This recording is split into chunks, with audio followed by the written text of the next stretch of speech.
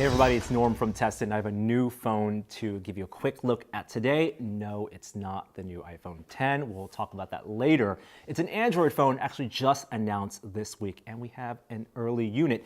This is the Razer Phone. Yes, Razer, the people who make gaming keyboards, gaming mice, laptops, all sorts of accessories with, their RGB, LED configurable lights. Well, they also now are making a phone. Thankfully, this phone doesn't have RGB lights on it. I think that would be a little garish. But let's take a look at this phone. Pop it out of the box. It looks like a black monolith, almost like the monolith from 2001, A Space Odyssey, doesn't it? Now, what makes this phone unique, a couple of things, right? First of all, it's a high-end phone. Top of the line, you have your Snapdragon Qualcomm 835 chip on the inside, and you also have 64 gigs of storage, but also 8 gigs of RAM, 8 gigs of memory. Now, one of the reasons phone manufacturers don't put so much memory into their phones is because there's a lot of passive power consumption when you pack it full of RAM. So power consumption is something that I'm concerned about as we're gonna be testing this. Another thing that's gonna be affecting power consumption is the screen. And I would call this maybe the flagship feature of the Razer phone. It has here a 2560 by 1440 screen, and it is an LCD screen, not an OLED. But one of the reasons they chose an LCD screen is because this phone runs at 120 hertz. That means you can play games at 120 frames per second. And more importantly, the UI, the home screen, web browsing using Twitter, 120 hertz. And no phone, no pocket mobile device has had that type of screen before that I know of. Yes, the Apple iPad Pro has had a 120 hertz screen, but not the new iPhone. And one of the reasons is because power consumption.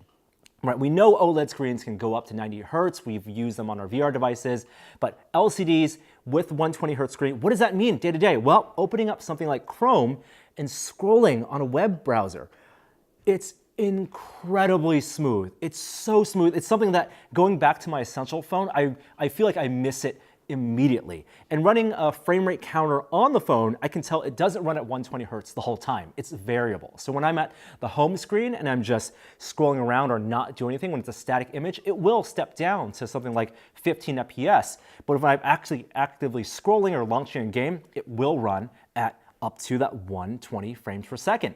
Now, if you're going to play a game at 1440p, it may not be able to run at the full 120 hertz, but it has a technology that's similar to, G-Sync on your gaming PC. They call it Ultra Motion, and so it's actually going to scale the game and sync it to the refresh rate of the screen, so you're not going to get that screen tearing. And so far, in playing games at native resolution, even at 80 frames per second, 90 frames per second, no screen tearing whatsoever. But going back to the power consumption thing, what does it mean when you have a screen that's trying to refresh so much? If I'm just scrolling through Twitter, scrolling through Facebook at 120 hertz, that's going to drain a lot of power. To that end, there is a 4,000 milliamp hour battery in here, and Razer says that will last you a full day of use. I don't know if that's going to be the case. I've only had this phone for a couple hours so far. But you can also adjust the phone settings and not run it at that full 120 hertz. In the settings menu, you can actually tone it down to between 60, 90, or 120 hertz at its maximum, and Razer says that 90 hertz is probably that sweet spot for battery life and also for that silky smooth scrolling performance. But in my initial use, I really want to keep it at that 120 because it just looks so great. You can also adjust the resolution at what you display everything at down to 720p and scale it up to the screen so it gets a little bit dithering in the text, and that's again if you want to consume less power. The other couple notable features on this phone, you'll notice there's a big forehead and a big chin on this phone. It's kind of not doing that edge-to-edge format that a lot of the phone companies are doing right now, and that's because these are speakers. And Razer has designed this phone to be used in a landscape orientation because they think that gamers are going to want to play their games, watch their movies in the landscape orientation. And these speakers are actually configured and certified for Dolby Atmos. Now, it's not going to be the same Dolby Atmos as you get if you watch a movie that's actually in a Dolby theater, but it is certified for Dolby Atmos. It gets pretty loud. Running the Dolby Atmos demo, which it's not going to come across in this video, I can tell you that it sounds really clear when it's very loud. It's probably the loudest mobile phone I've used so far. I wouldn't say that the bass gives me that chest thumping feel, but at least for the highs and the mids, they sound pretty pitch clean at that high decibel volume.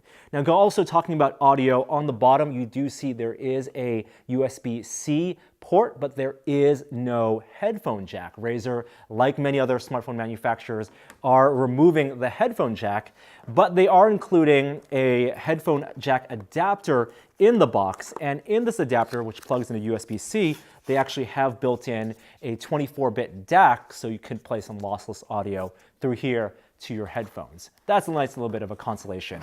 Also on the side, you've noticed that the volume buttons are what they would consider on the top of the phone, and on the other side of the phone, flush with the sides, so it can actually stand up and not fall over, is its home button, the on button, and there's a built-in fingerprint sensor here as well. On the back, you see there are two cameras and a flash. And the cameras, one is a wide angle and one is a telephoto with a smaller aperture. But in the camera app, you can't actually switch between the wide angle and the telephoto. All you can do is pinch the zoom and it will automatically switch between them. Razer says that they're using some sort of camera fusion to give you that seamless switch. I would have preferred being able to toggle between using the wide angle and the telephoto like you can on some other phones. And even the wide angle, I don't think is all that much of a wide angle. The other thing is that this camera app runs at 30 FPS, so I wish they could have used the camera app and combined it with that 120 hertz screen to give you really smooth viewfinder, LCD viewfinder as you're taking your photos. I think that would have been a really nice feature.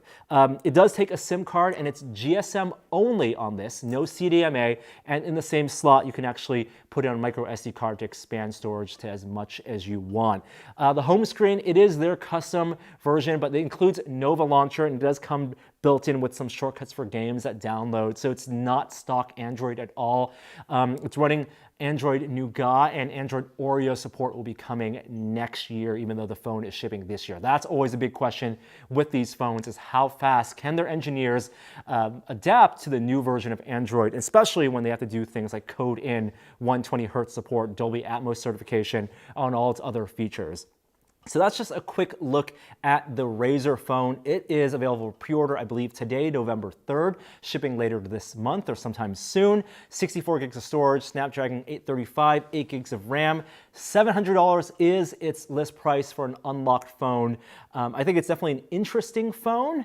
I will be interested to see how battery life compares, but 120 hertz on a screen, I gotta tell you, it's pretty sweet. It's tough to move away from that, and it's something, at least, even if this phone doesn't succeed, I hope it's pushing other phone makers to go to 120 hertz, try to push for that higher refresh rate, because it is a benefit that you notice in your everyday use with every movement on your phone. So we'll be back with more tech coverage, more reviews on Tested.com. I'm Norm, and I'll see you next time.